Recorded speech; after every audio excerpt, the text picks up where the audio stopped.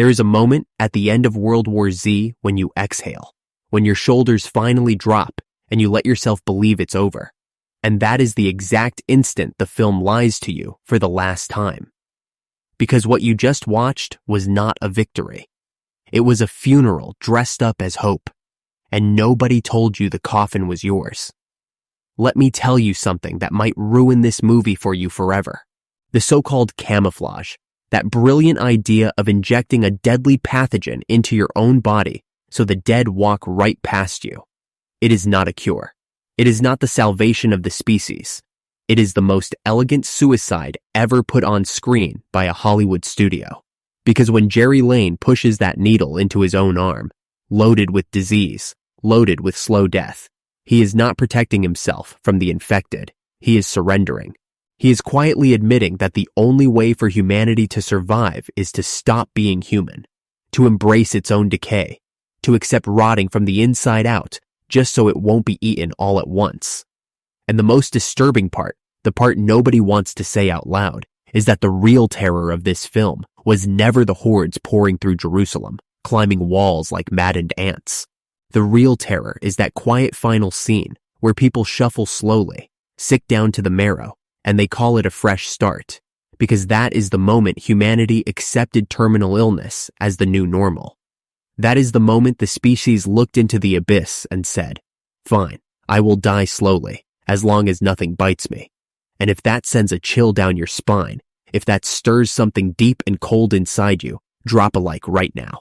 And I promise I'll explain exactly why I'm asking in a minute, because it has to do with the most intimate thing you own, the thing the system wants to take from you without you ever noticing. But we'll get there. Now breathe, because we are going down. We are going all the way down into this pit. And before we descend, let me strip away the last crutch of hope this film hands you. Jerusalem, that walled city, the one place on earth that seemed to get it right. The people who protected themselves in time, who built their walls high, who threw open the gates to save even strangers, in a gesture of humanity that makes you want to believe in something again. And the film gives you that on purpose.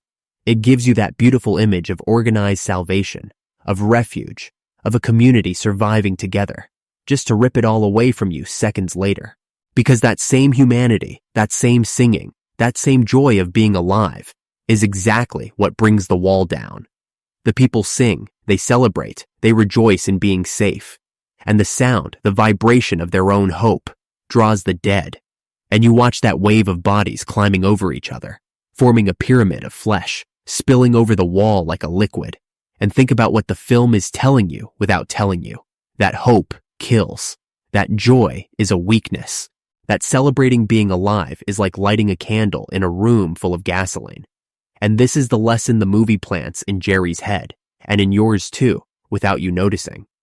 That feeling too much, hoping too much, rejoicing too much, is what condemns you.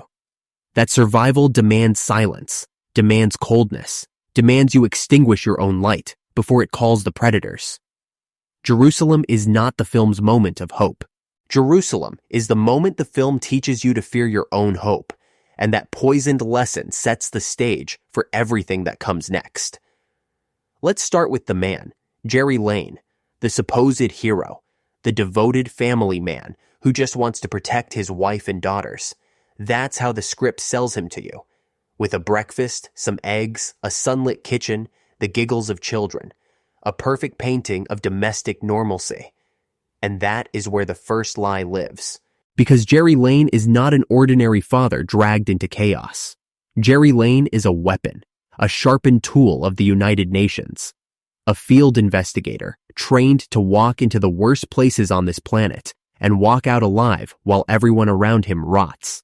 And to do that kind of work, year after year, war after war, genocide after genocide, you cannot feel. You cannot care. Empathy in a man like him is not a virtue. It's a manufacturing defect that experience surgically removed a long time ago. Watch him through the entire film, and you will notice a coldness that freezes the blood, an absence, a vacancy behind the eyes. Jerry does not hesitate. Jerry does not tremble.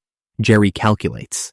And the rawest, most naked proof of this, The scene that should make you choke is the moment in Israel, inside the plane, when the young soldier is bitten. Barely more than a girl, a person who trusted him, who fought at his side. And what does Jerry do? He doesn't cry. He doesn't panic. He doesn't hesitate for a single millisecond. He grabs a blade and amputates her hand right there on the floor of the plane with a butcher's precision, and he counts the seconds.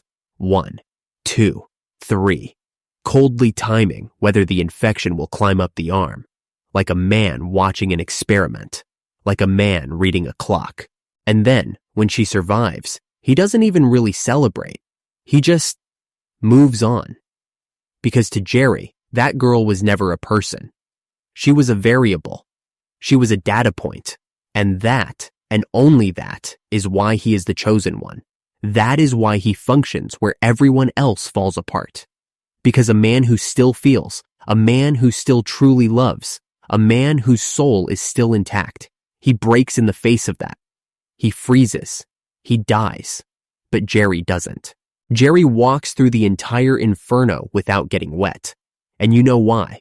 Because he was already dead inside long before the first zombie appeared. The pandemic did not create the monster that is Jerry Lane. The pandemic simply created the perfect stage for his sociopathy to finally become useful, to finally be rewarded, to finally be called heroism.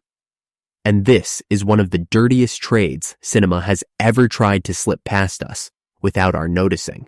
The trade that says, to survive the end of the world, you must first kill the part of yourself that is still a person. And look at how the film treats even Jerry's love for his family, because that's colder still when you pay attention. His wife and daughters are not exactly people in the logic of the script. They are the currency. The UN only rescues his family because he is useful. The second Jerry loses that phone, the second he stops being an operational asset, his family is immediately removed from the aircraft carrier, cast out into a refugee camp, thrown back into the chaos. The message is explicit, icy, bureaucratic. You have worth as long as you produce. You have a family as long as you serve. And Jerry understands this perfectly because he is part of the system. He does not question the cruelty of the rule. He simply goes back to work to buy back the right to keep the people he loves. And think about what that means. His love was turned into a contract. His affection became terms of service. And he accepts it without rebellion, because a man who was emotionally whole would have screamed in the face of that, would have refused, would have detonated. But Jerry just adjusts his backpack and goes, because he was domesticated by the system long before the zombies came. He already lived in a world where everything, even the love for his own daughter, had a price, a deadline, and a renewal condition. And it is that docility of his, that ability to accept the unacceptable without blinking, that makes him the ideal host for the most monstrous task in the film. Now let me take you inside the laboratory, because this is where the movie turns into something far sicker than any horde of the dead. This camouflage, this stroke of genius, the idea that saves the day. Let's dissect it clinically, without anesthesia. The plan is this. The infected, for some reason, ignore anyone who is already gravely ill. Anyone whose body is consumed by a terminal pathogen. They walk right past you, as if you were invisible, as if you were no longer worth the effort. So the brilliant solution of medicine, the last card science has to play, is this. Let's deliberately infect all of humanity with lethal diseases. Let's turn every man, every woman, every child into a walking host for something that will devour them from the inside, slowly, but keep them upright long enough to fool the monsters. And I want you to really think about what that means inside the human body. Because the film shows you the needle and then cuts to the pretty scene, but it never shows you the after. Let me show you the after. Imagine a severe meningitis setting in. The membrane wrapped around your brain swells, pulses, presses. Every beat of your heart becomes a hammer blow inside your skull. Light burns. Sound cuts like a blade. The fever cooks you from within, and your mind, the thing that makes you who you are, begins to flicker out in waves. The confusion comes. Names vanish. The faces of the people you love smear into blurs. Imagine typhus taking hold, the exhaustion that never lifts, the body collapsing, apathy settling over you like a blanket of lead, pressing down on your will to live. Imagine cholera hollowing you out, dehydrating you until you're just a husk, a shadow of a person. And it doesn't stop there. Because the cruel genius of the camouflage is not just to make you sick, it's to make you sick in exactly the right way. Sick enough that your body emits the chemical signals of imminent death, but not so sick that it drops you entirely. It's a macabre balance. It's keeping you exactly on the threshold between the living and the dead, teetering there forever on the edge of the knife. And think about what constant pain does to a person. Chronic pain, the kind that never fades, the kind that won't let you sleep, won't let you think of anything else. It reformats the soul. It reduces a complex human being, full of dreams and memories and loves, to a single throbbing point of suffering. A person in perpetual pain makes no plans, doesn't laugh at a joke, doesn't fall in love, doesn't look up at the sky. They just endure. They just count the minutes. And an entire society in that state is a society that has stopped living and started merely holding on. And now imagine this, not in one person, but across the whole planet. Imagine billions of human beings shuffling around as vessels of disease, each one carrying their own death sentence in the blood, each one in constant pain, each one losing, day by day, the ability to feel anything other than their own withering. And that's when it hits you, if you let it hit you. The governments, the UN, the military, the World Health Organization, they are not curing anyone. They are not saving the world. They are manufacturing, on an industrial scale, an entire society of apathetic dying people. And why would they do that? Why choose the disease over trying to reclaim the world? I'll tell you the truth. The film buries under its epic score. Because a sick population is a controllable population. A feverish, exhausted, mentally fogged people with bodies slowly rotting does not organize revolt, does not question, does not dream, does not demand anything. It just obeys because it has no energy left to do anything else. The camouflage is not a shield against the dead. The camouflage is a lobotomy, a biological lobotomy administered to the entire species. They cut out, with a needle, the part of humanity that was still capable of hoping for something better, and traded it for a meek, lethargic, terminal obedience. And here is where I need to ask you something, and I need you to really listen. Hit the like button on this video right now, but don't do it out of politeness. Don't do it out of habit. Do it because deep down there is an old fear inside you. The fear that one day they will offer you survival in exchange for your mind, in exchange for everything that still makes your heart beat with wanting.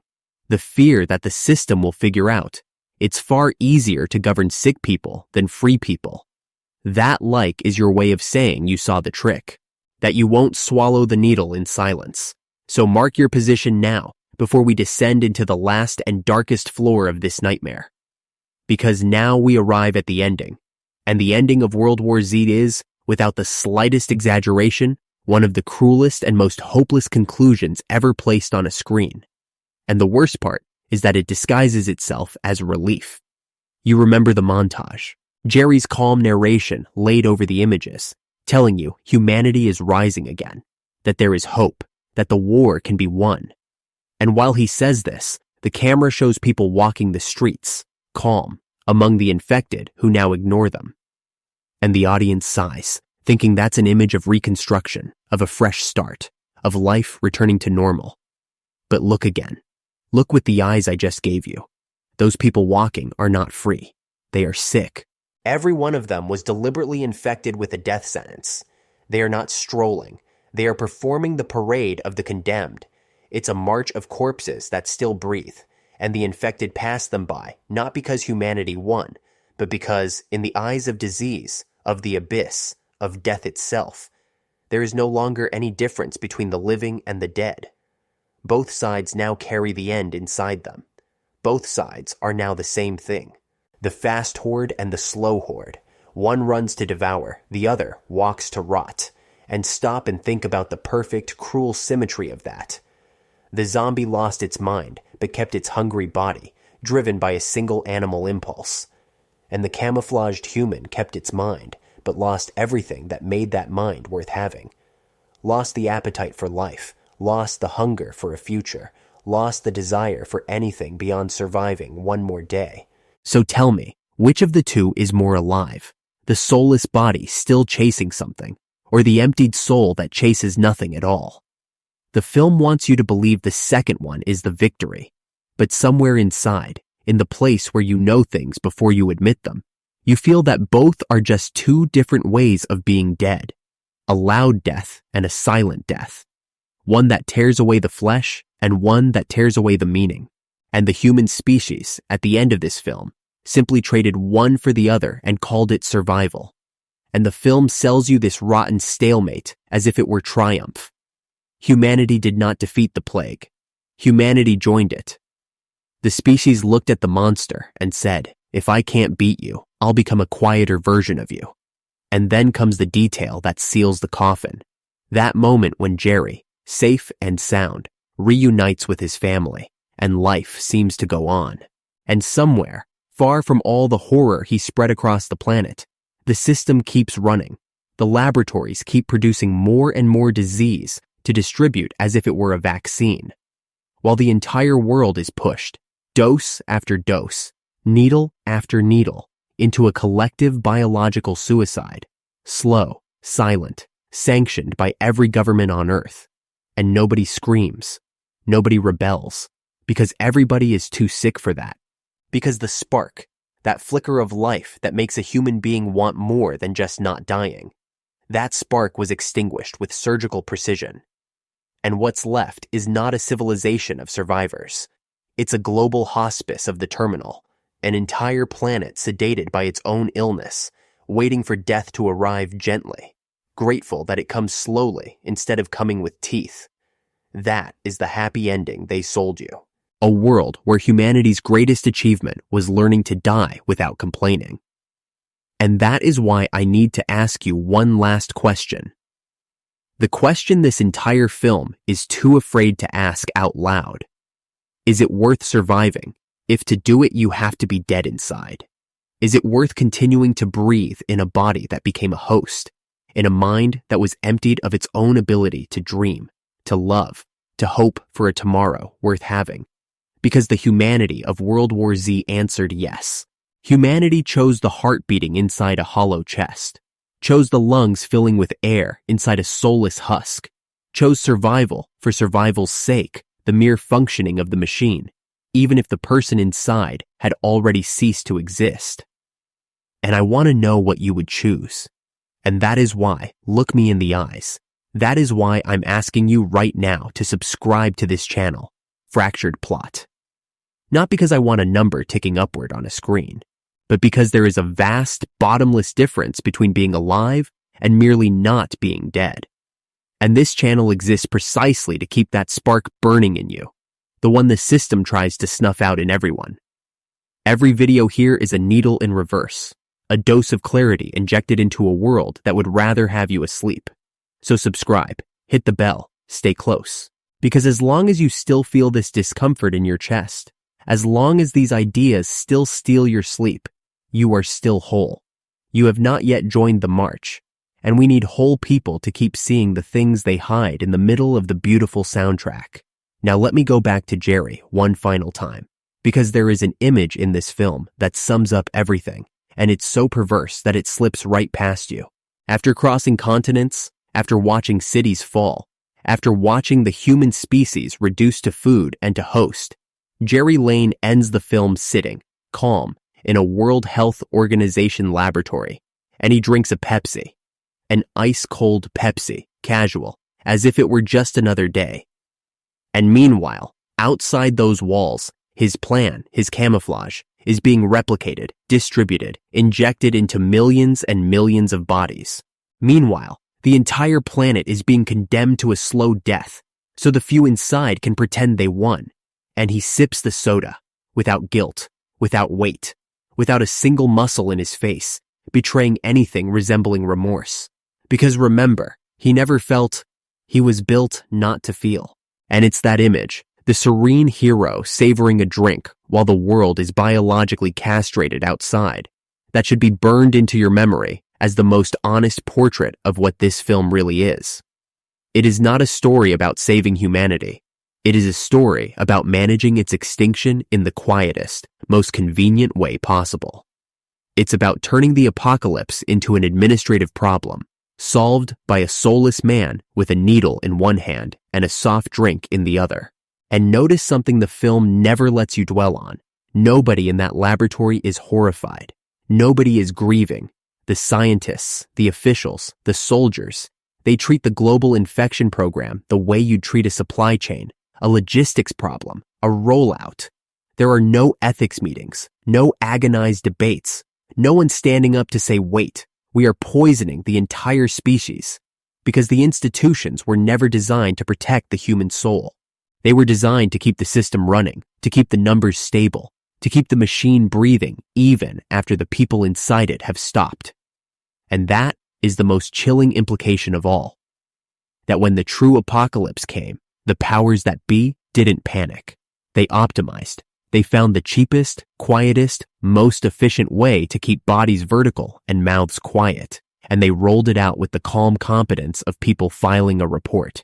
The horror of World War Z is not that civilization collapsed.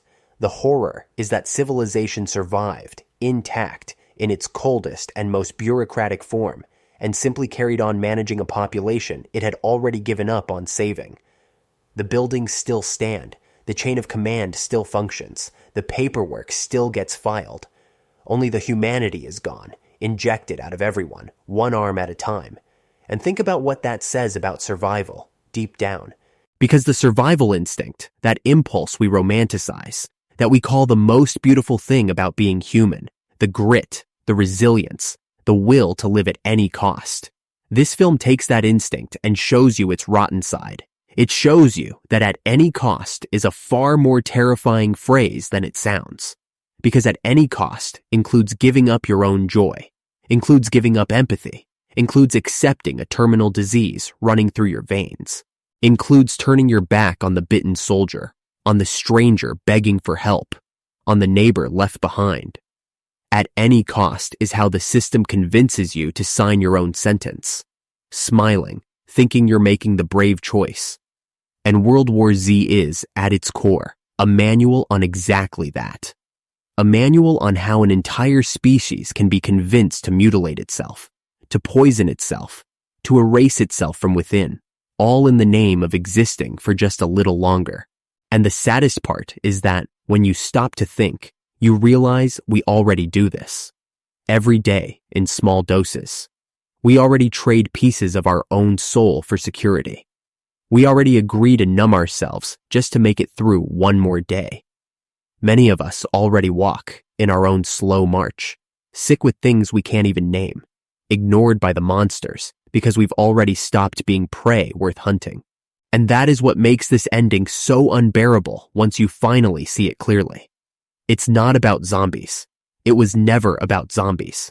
It's about what we are willing to kill inside ourselves for the right to keep breathing. It's about the terrifying ease with which a human being agrees to stop feeling, as long as no one clearly explains what they're losing. And there is an even more uncomfortable truth hidden here, one I need to put on the table before we finish, that maybe the human species, deep down, has always preferred the safety of anesthesia to the freedom of pain. Because feeling hurts, loving hurts, hoping hurts.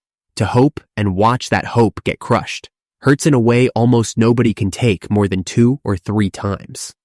And what the camouflage offers, in the end, is the secret, shameful dream of a great many people. The right to stop feeling anything at all. The promise that the pain will finally stop, even if the price is stopping all the joy, all the desire, all the spark along with it. And that is why that ending is so dangerous. Because it doesn't offer you a fate you hate. It offers you a fate that a tired part of you secretly craves. The rest, the silence, the end of the fight. And that part of you, the exhausted part, the part that has already taken too many hits from life. It looks at that crowd walking slowly, sick and serene, and it whispers, so quietly you almost don't hear it. Maybe it wouldn't be so bad. Maybe giving up feeling would be a relief. And it is in exactly that whisper that the real horror of this film lives. Not in the monsters that run, but in the part of you that, on a bad day, a really bad day, would understand perfectly why humanity chose the needle. Why it preferred to rot in peace rather than live at war. And to recognize that temptation inside yourself, to face it head on and still choose to remain whole. To keep feeling even when it hurts. To choose lucid pain over hollow peace. That, and only that, is what separates you from the march. So the next time someone tells you World War Z has a hopeful ending, a fresh start ending, you will know the truth. You will know that quiet walk is a funeral procession, that calm is the silence of a species that gave up feeling, that cure is a mass-distributed lobotomy, and that the hero of the film is a hollow man drinking soda while he signs the emotional extinction of us all. And maybe, just maybe, you will look at your own life with a little more attention. And ask yourself, with brutal honesty, how many needles have you already accepted without asking what was inside? How many parts of you have already been amputated in the name of survival? And how much is still left, deep down, of the thing that once was capable of wanting to truly live, and not merely of not dying? Because that, in the end, is the only war that matters. The war to stay whole in a world designed to empty you out.